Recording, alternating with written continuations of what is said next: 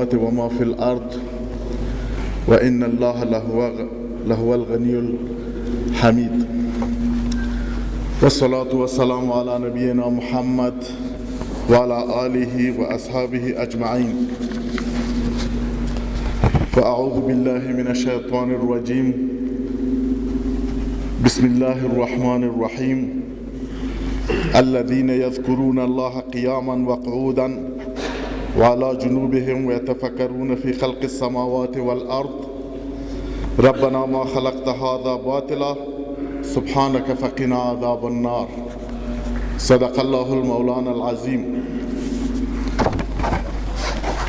درنو محترمو ورونو د افغانستان د اسلامي امارت لوړپوړو چارواکو د کابینې غړو معین صاحبانو امنیتي قواو علماء کرامو طلباء کرامو او په افغانستان زموږ په ویاړلي ګران او سرلوړي افغانستان په پایتخت کابل کې میشت د ګاونډیو هیوادونو او دوستو هیوادونو سفیرانو او کور ډیپلوماټانو او ټولو حاضرینو میلمنو ته السلام علیکم ورحمت الله وبرکاتو. له ټولو نه مخکې نن د میلاد النبی صلی الله علیه وسلم ورځ ده چې په دې ورځ باندې زموږ ګران او خوږ پیغمبر رهبر د بشریت د الله جل تعظمته استازی نبی کریم صلی الله علیه وسلم د تولد ورځ تاسو ټولو ته مبارکي وایم او همدارنګه لکه نن چې پروګرام د ګرځندوی د سیاحت او د توریزم په ارتباط باندې بین المللي ورځ ده او دا ورځ په ښو شاندارو مراسمو باندې زموږ د ګران افغانستان ویاړلي افغانستان تاریخي قهرمان افغانستان په مرکز کې موږ په داسې حال کې لمانځو چې لله الحمد په افغانستان کې نن خارجي قواوې نسته.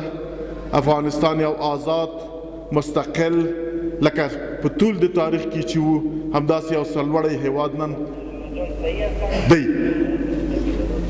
زه د دغه ورځې په مناسبت باندې څو مختصرې خبرې کوم، بیا څه بعضې نور مسایل دی هغو ته به ولاړ شو. لکه څنګه چې نن په افغانستان کې صلح ده، امنیت دی او په ملک کې هیڅ ډول ستونزې د هیچا دپاره نشته. زموږ وطنوال په صلحامیزه ډول باندې د امن په فضا کې د ملک له شرقه تر غربه له شماله تر جنوبه باندې ژوند کوي. همدارنګه زمینه د دې مساعده ده چې د بهر ملکونو نه د دوستو ملکونو نه زموږ له ګاونډو ملکونو نه د هغو ملک اتباع راسي او د افغانستان سیر و سیاحت وکړي او په دې ملک کې وګوري چې دې ملک کې څه تیر شوي دي، بالخصوص په دې 40 کلونو کې د دې له تاریخ نه، د دې له جغرافیې نه، د دې له آب و هوا نه استفاده وکړي. البته اسلامي امارت دې ته ژمن دی چې د دې بهرني سیلانیانو دپاره زمینه د تګ راتګ او د یو پرامنه فضا د جوړولو دپاره چې زموږ ملک ته راځي ورته برابره کړي. د اطلاعات او کلتور وزارت او د توریزم معینیت چې په ډېره ګړندۍ او بیړنۍ توګه باندې په دې کار باندې اخته دي. لله الحمد تاسو په د مهاجر مولوي صاحب نه مو واورېدله چې تقریبا څه کم و زیات تر 50,000 سیاحین یا تورستان تر اوسه پورې افغانستان ته خارجي او بهرني راغلي دي چې په افغانستان کې سیاحت کوي، د افغانستان له مختلفو ځایونو نه لیدنې کړي دي. او همدارنګه زموږ داخلي سیاحان چې خپل افغانان دي ولایاتو ته مختلفو ولایاتو د په لسګونو زره دي چې هره ورځ سفر کوي او له خپل ملک نه له خپلو تاریخي آثارو نه لیدنه کوي.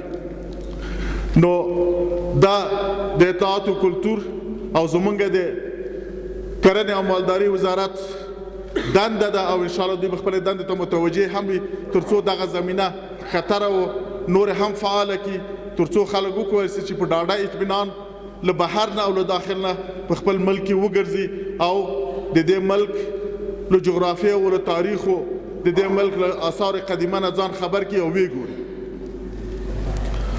محترم ورونو، د نن چې کوم نظام په افغانستان کې قایم دی د هغه نظام دی چې مونږه بعد له 40 کلو هلو ځلو قربانیو او فداکاریو نه لاسته راوړی دی. دا نظام یو ښکلی نظام دی، زمونږ دپاره ډېر قدر او قیمت لري. د هغه نظام دی چې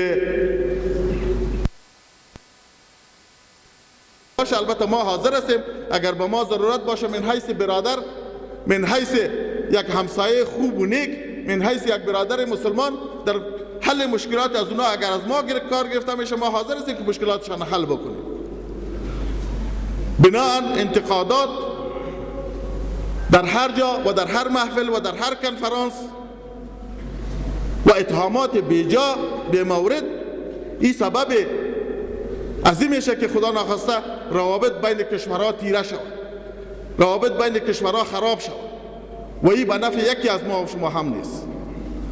بیاین اگر اروپا در بین خود زندگی مسالمت آمیز کرده میتونه و کرنسی واحد دارن، پول واحد دارن و بدون پاسپورت و ویزا یکی به کشور دیگر رفته میتونه، چرا کشورهای ما با کشورهای منطقه با آسیای میانه و آسیای جنوبی ما نمیتونه؟ میشه، یه امکان داره. خود در صورتی است که چیز اخلاصی که ما نشان بدیم از طرف کشورهای دوست، کشورهای همسایه هم این اخلاص نشان داده شد. امروز زمینی از این مساعد است. انشاءالله حکومت ما، امارت ما به این متحد است که با کشورهای همسایه و بالخصوص با کشورهای منطقه روابط خوب و حسنه داشته باشه و روابط تجارتی و اقتصادی قائم داشته باشه و همچنین روابط دیپلماتیک داشته باشه.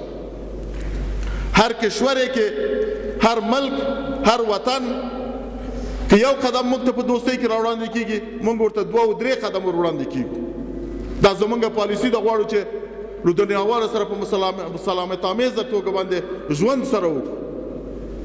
په دې منطقه کې که څومره ګډوډي وي، ناخوالې وي، جنګونه وي، مشکلات وي، دا په نورو باندې هم تاثیر کوي. زموږ د ګاونډ ملکونو ټول سیاسي او اقتصادي حالت په افغانستان باندې هم تاثیر کوي. همداسې زمونږ حالات په ګاونډیو باندې دا تاثیر کوي. د دې لپاره چې دا مشکلات سره حل کړو، دا کېدلی شي د تفاهم له لارې، د خبرو له لارې، د ناستې له لارې، د دوستۍ په فضا کې دا کار وکړو.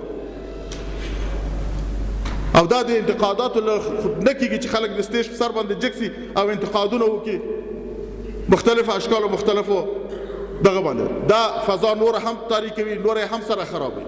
نو زما خواهش دا دی چې زمونږ دوست ملکونه، زمونږ ګاونډیان، د منطقې ملکونه، بالخصوص غربي نړۍ له هغو منفي تبلیغاتو نه چې نن زمونږ د خلکو خلاف شروع کړې ده او زمونږ د خلکو د وطن خلاف کوي، لاس واخلي او مثبت قدمونه کېږي. په دې کې منفي ګرایي پرېږدي، مثبت خواته راسي تر څو چې افغانستان یو پر امن افغانستان وګرځي، په خپلو پښو باندې یو درېدلی افغانستان واوسي، یو سوکاله افغانستان واوسي.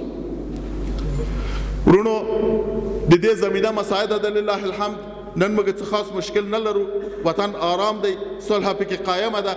د دې په خاطر باندې چې آینده هم موږ په یو ښه صورت، په یو ښه شکل باندې ژوند وکړی سو. د اسلامي امارت غیږ خپلو مخالفینو ته هم خلاصه ده، خپلو ګاونډیانو، خپلو د منطقې ملکونو ته هم خلاصه ده چې موږ وکولی سو له هغه معیارونه چې د دوو ګاونډیو او د دوو دوستو ملکونو په منځ کې دغه په سلسله باندې مخته سره ولاړ سو.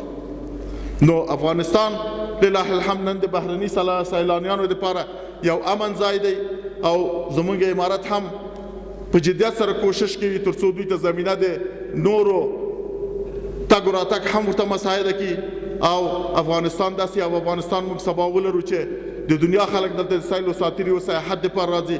بالخصوص دا 40 کاله کې چې کوم جنګ، کوم مشکلات دلته تیر شوي دي، وګورئ چې د افغانستان جغرافیه باندې څه تیر شوي دي، د افغانستان په تاریخ کې څه دي، په څه شکل باندې دغه سوي دي دا د دوی لپاره به یو زمینه ان شاء الله الرحمن مساعدېږي. مونږ له یو ځل بیا وایم چې د خپلو ګاونډیو سره د خپلو منطقې له ملکونو سره د ښې دوستۍ ښې ورورولۍ ښه تجارت ښه اقتصاد په ارتباط باندې ورته ژمن یو غواړو چې له ټولو سره د دوستۍ او د همکارۍ یوه روحیه او دغه ولرو. خواهش مو له دوی نه هم دا دی چې دوی هم په همدې روحیه باندې له موږ سره مراوده وکړي.